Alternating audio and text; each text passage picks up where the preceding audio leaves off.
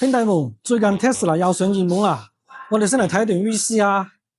視頻裏面呢個女人啊，係因為有精神問題啊，攞住碌棍就上街，見到邊部車順眼佢就上去搏兩嘢，佢就爽啦。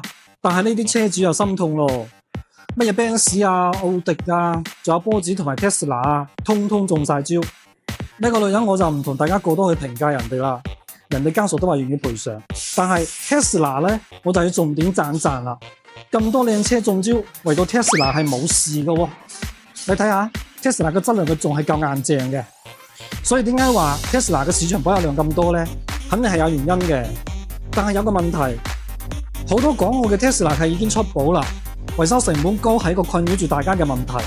不過唔使擔心，如果你部 Tesla 有任何故障需要診斷或者維修保養嘅咧，可以聯繫我哋港澳特變鄧師奶專收，只需要港澳1/4嘅價錢咧。我哋呢邊通通幫你搞得掂㗎。我哋個位置喺珠海，港澳嘅兄弟過嚟咧係好近嘅。有需要可以訂閱我哋，上門仲有份禮物送俾你。See you。